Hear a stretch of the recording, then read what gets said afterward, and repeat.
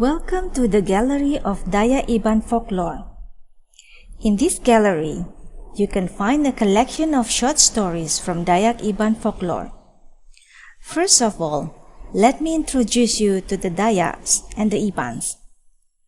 The Dayak people are the indigenous people of Borneo, the third largest island in the world, and the largest island in Asia.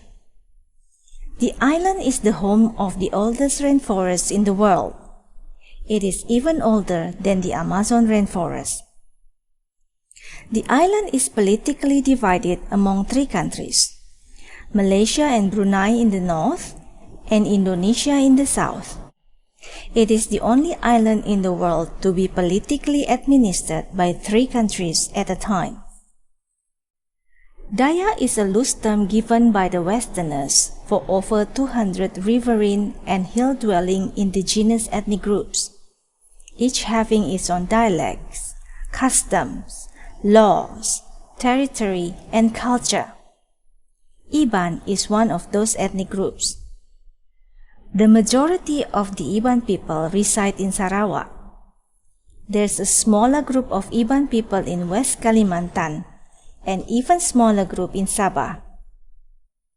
The stories that you find in this gallery are folklore of the Dayak Ibans. The Iban lore comes from various sources. I will list them from the shortest to the longest forms. Proverbs, fairy tales, fables and legends, riddles, genealogies, myths and sagas, prayers, chants, and dirges or laments. I only tell short stories for this gallery.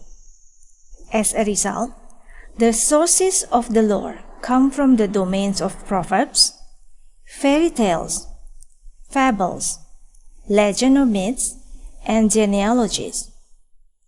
In case you are wondering why I only do short stories, it is because the long stories that come from the chants and the dirges have the duration of at least 8 hours. Iban folklore is originally told orally in Iban language, and then later on it was recorded in written Iban language. However, the stories you are about to hear are in English language. They all come from documented Iban folklore. They are not stories that I personally created. If you find that a story is different from the original story in Iban language, that is mainly because I make adjustments here and there so that people who do not understand the Iban way of life can understand the story.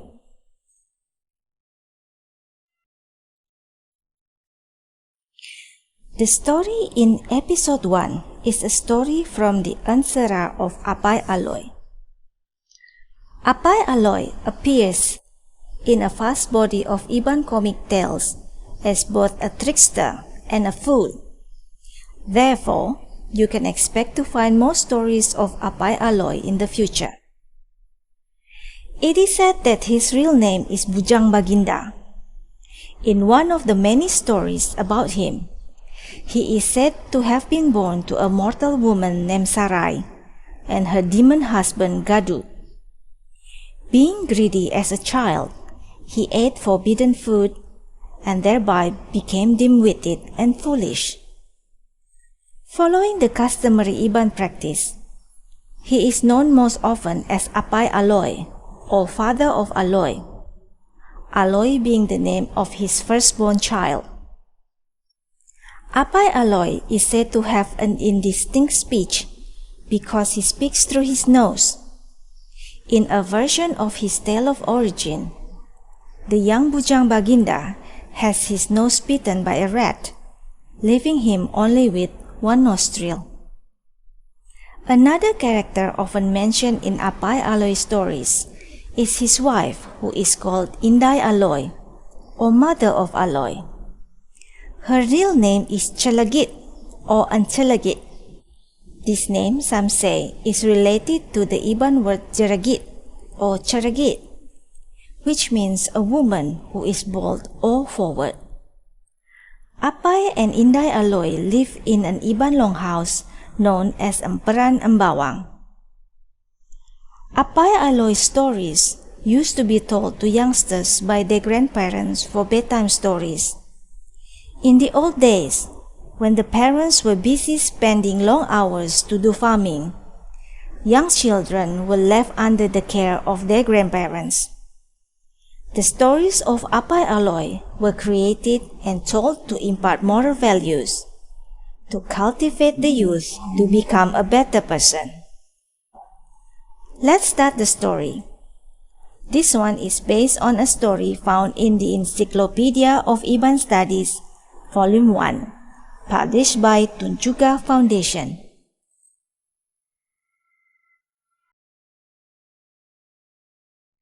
Apai Alui and the Eggs. One morning, Indai Alui calls out to her husband from their family living quarters. Apai Alui! Apai Alui! Apai Alui hurriedly comes from the closed veranda of their longhouse. What? What is it? What do you want? The children and I are going to the rice field. Can you stay home to watch over our living quarters while we're not around? What should I watch over it from? Apai Alui does not understand her concern. Well, you never know. Some animals may come here and steal our food supply. Apai Alui nods obediently.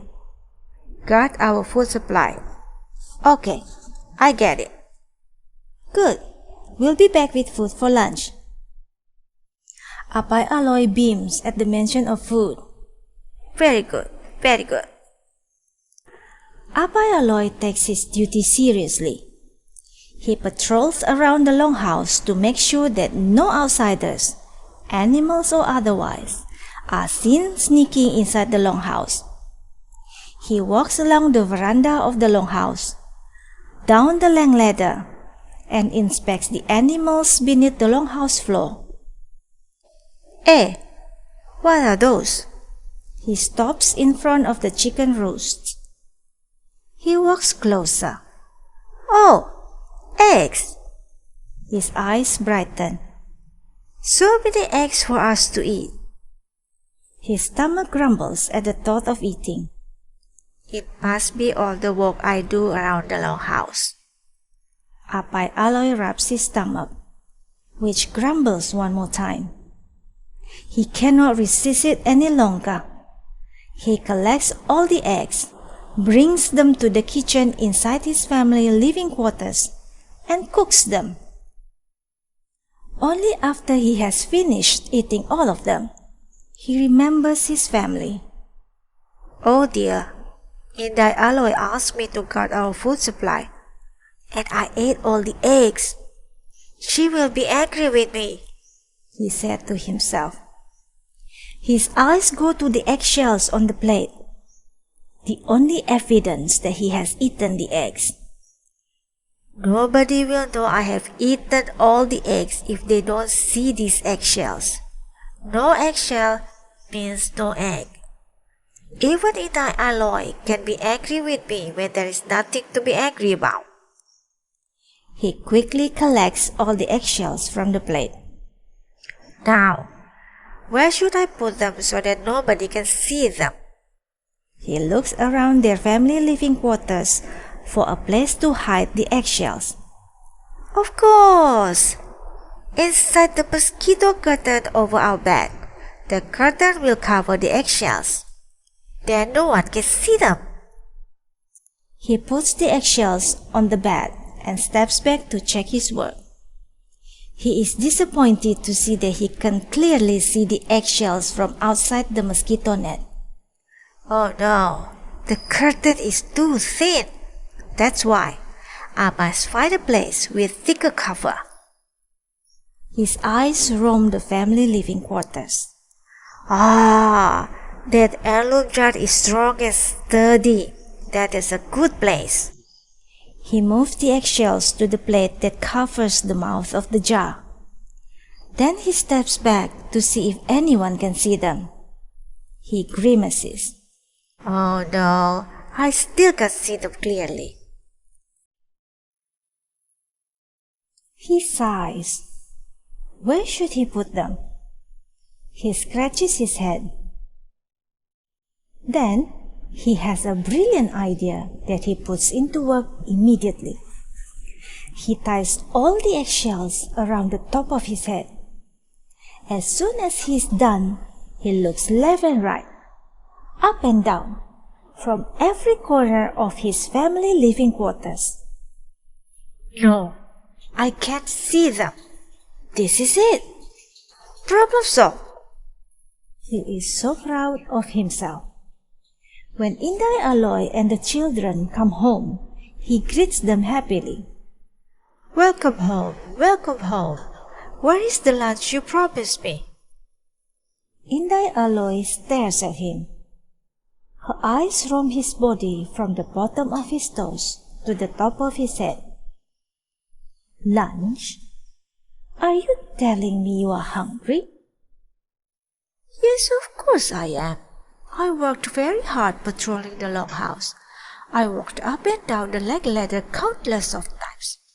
Naturally, I am hungry now. He sits down comfortably on the kitchen floor. So, can we eat now?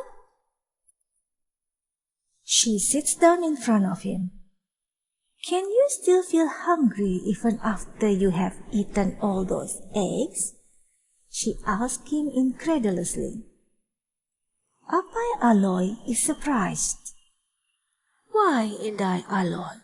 Whatever gives you the idea that I have eaten eggs? I haven't seen a single egg all day. The children giggle. Alui points at his father's head. Apai, look at all those eggshells. How can you say that you have not seen a single egg all day? Apai Alui turns his head around and up and down. What? Where? I don't see any eggshells. He truly doesn't understand how they can see the eggshells that he has hidden so well. The children giggle louder. Indai Alui shakes her head.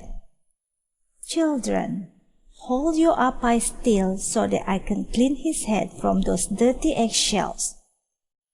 The children merrily do as they are asked, and Apai Alui has no choice but to sit down and listen to his wife lecturing him on the folly of stealing food from his own family, while she carelessly yanks the eggshells from his head one at a time. The end. That is all for episode 1. See you in the next episode. Your host, Indai Sampurai.